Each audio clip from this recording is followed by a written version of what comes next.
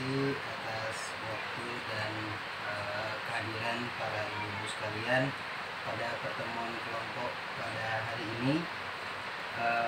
Alhamdulillah, segala puji bagi Allah. Semoga kita selalu dalam sehat walaupun di tengah pandemi ini. Terima kasih ibu sudah menggunakan masker. Saya mohon izin karena jarak kita juga berjarak, jadi saya mohon izin untuk penjelasan saya tidak pakai masker untuk sementara waktu. Mungkin dalam sesi ini atau dalam proses pembelajaran pertemuan kita pada pertemuan kali ini kita akan membahas tentang bagaimana kita bisa mengetahui atau pemetaan dalam kemampuan diri dan keluarga dalam penanganan stunting ini. Mungkin sebelumnya saya ingin mencoba mengingatkan kembali kepada ibu-ibu untuk materi sebelumnya, apakah masih ingat atau sudah dilupakan atau sudah diaplikasikan di dalam keluarganya tentang kriteria jamban sehat bagi keluarga. Ya, saya minta mungkin 1 atau 2 orang ibu-ibu bisa kembali mengingat pertemuan kita atau pembelajaran sebelumnya mengenai tentang jamban sehat. Ya, terima kasih kepada ibu sudah masih mengingat salah satu kriteria apa itu jamban sehat, terus bagaimana jamban sehat itu memiliki dampak bagi penanganan stunting untuk di keluarga. Dan juga saya ingin menanyakan mengenai tabel janji, apakah sudah diisi atau ada masalah. Apabila ada masalah kita bisa diskusikan sebentar mengenai tabel janji diri yang kita sudah sepakati di awal untuk terus kita bagaimana dalam pencegahan stunting ini kita secara bersama-sama untuk bisa membiasakan diri atau bagaimana pencegahan dan penanganan stunting baik di keluarga maupun di lingkungan sekitar ibu-ibu masing-masing.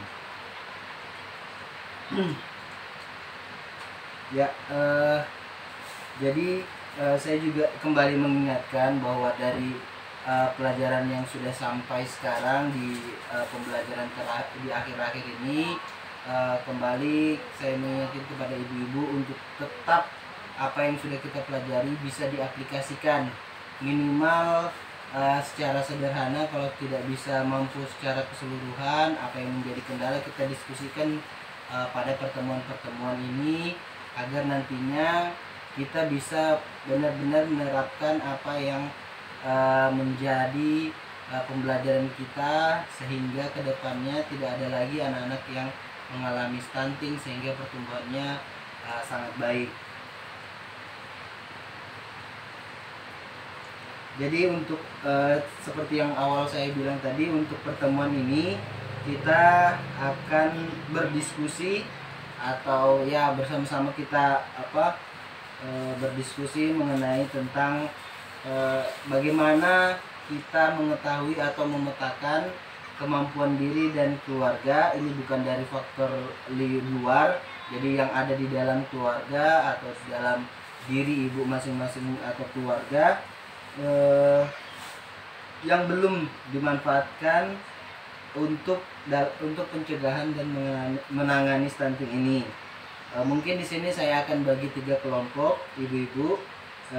Nanti kita bisa apa saja nanti yang termasuk dari kemampuan diri dan keluarga yang dapat dimanfaatkan oleh keluarga atau sudah pernah secara tidak langsung ibu ternyata itu sudah mengaplikasikan tapi tidak tahu itu adalah kemampuan diri dan keluarga dalam pencegahan stunting, atau memang belum sama sekali mengetahui apa potensi diri yang bisa mencegah stunting itu. Ya, mungkin saya di sini bisa memberikan contoh salah satu apa sih potensi diri itu, apa sih potensi kemampuan diri dan keluarga dalam pencegahan stunting, mungkin sini saya contohkan. Ibu-ibu secara tidak langsung memasak makanan setiap hari. Nah, kan seperti yang sudah kita pelajari, makanan bergizi itu apa saja sih yang kita nih. Nah, itu adalah salah satu potensi diri bagaimana menyajikan makanan bergizi untuk keluarga, terlebih lagi untuk anak-anak yang dalam masa pertumbuhan 0 sampai 6 tahun. Jadi menyajikan makanan yang bergizi ya seperti karbohidrat, protein hewani, protein nabati, vitamin, mineral, itu salah satu kemampuan diri ibu dalam menyajikan makanan sehingga asupan gizi bagi keluarga terutama pada anak-anak itu bisa tercukupi. Nah,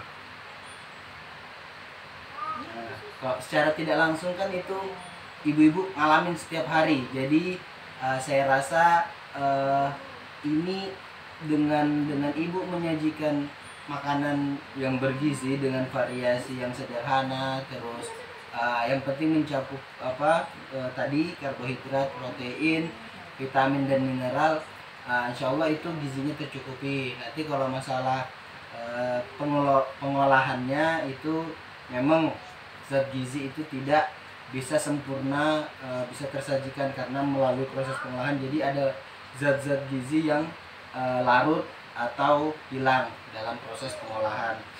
Namun secara tidak langsung dengan kita memberikan makanan yang bergizi kepada anak, walaupun secara pengolahan akan berkurang, itu akan memberikan dampak kepada pertumbuhannya, terutama bagi bayi balita itu sangat-sangat penting. Jadi mungkin akan dibedakan dengan makanan, karena kita sudah mempelajari tentang bagaimana makanan pendamping buat anak. Jadi ada beberapa yang memang ibu-ibu harus bisa memberikan makanan pendamping ASI yang biar gizi anak tercukupi. Nah, jadi mungkin yang kedua seperti suami atau bapaknya bisa mendukung atau kegiatan ibu ini seperti dalam pada saat hamil, gimana respon dari suaminya, terus apakah membantu atau tidak, seperti itu. Potensi dari suami itu sudah keluar atau tidak, maksudnya dalam proses dia ada, kan kita pelajari stimulus kepada anak, terus bagaimana peran bapak seperti pada saat ibu hamil, mungkin pada saat hamil sudah mau melahirkan, gimana respon dari bapaknya. Terus setelah melahirkan ibu memberikan ASI eksklusif atau tidak, itu semua merupakan sebuah potensi diri, karena ada beberapa kejadian atau beberapa biasa terjadi ibu-ibu yang ASINya tidak keluar, udah stop, langsung pakai susu formula. Biasanya memang pada awal kehamilan atau tidak adanya asupan gizi yang baik dalam proses kehamilan juga bisa mempengaruhi ASI itu tidak ini. Terus respon bagaimana setelah melahirkan itu ibu memberikan stimulus, terus keluarga juga bagaimana kepada si ibu mengenai tentang proses ASI, memberikan ASI eksklusif kepada bayi ini sangat berpengaruh, karena psikologis dari ibu juga bisa mempengaruhi dari lancar atau tidaknya ASI yang keluar. Terus yang ini yang saya bilang keluarga apakah karena sini di KPM memanfaatkan bantuan ini dengan baik, seperti kayak setiap bulan kan dapat beras BPNT. Nah, BPNT itu benar-benar dikelola untuk memenuhi zat gizi atau tidak, atau hanya beli beras tok atau beli telur aja selesai, tapi gizi-gizi yang lain tidak terpenuhi secara ini. Karena harapan dari pembelajaran kita ini, ibu-ibu lebih bijak dalam memanfaatkan bantuan ini. Tidak hanya ibu-ibu, bapaknya juga bisa berperan atau keluarga yang lain juga bisa berperan.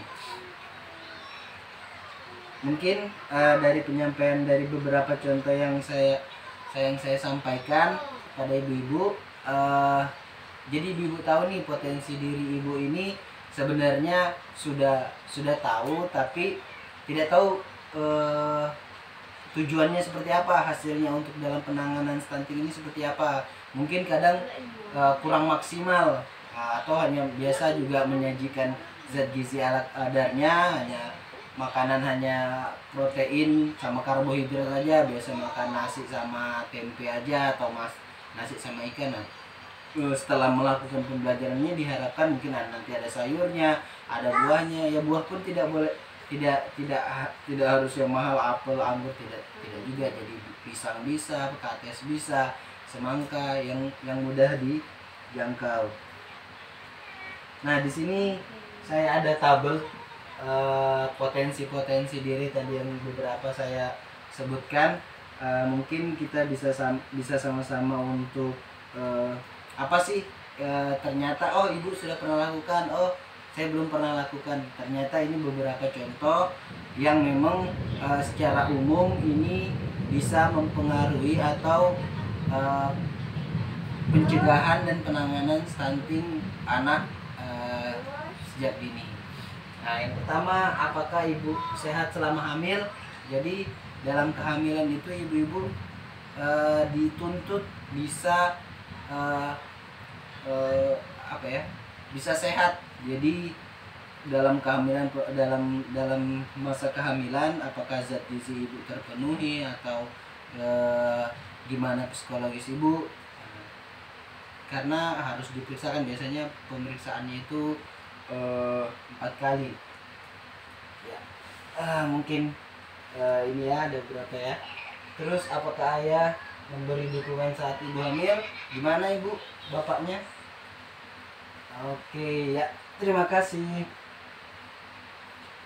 Terus apakah ayah terlibat dalam pengasuhan anak? Jadi dalam pelajaran kita stimulasi anak, jadi peran ayah juga sangat penting ketika misalnya anak sedang bermain atau misalnya bapaknya lagi ada waktu luang, gimana untuk mainnya. Oke, terima kasih Bu. Terus yang tadi, apakah anak mendapat ASI eksklusif selama 0 sampai 6 bulan? Iya. Mungkin cukup sekian dari saya untuk pertemuan kali ini. Jadi kedepannya jangan lupa dengan tabel janji diri.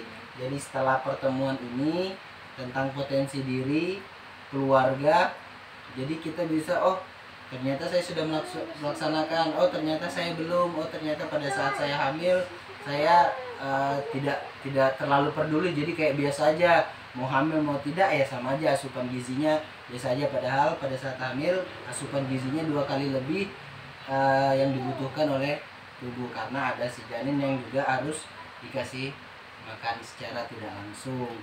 Nah, mungkin itu saja. Terima kasih sekali lagi kepada ibu-ibu yang sudah mau hadir dan berkomitmen dalam penanganan dan pencegahan stunting kita ini, agar anak ini demi anak kita, demi kedepannya bangsa Indonesia, dalam mewujudkan anak-anak kita yang sehat, yang tangguh, cerdas, yang bisa memajukan lagi Indonesia. Terima kasih, sekian dari saya. Assalamualaikum warahmatullahi wabarakatuh.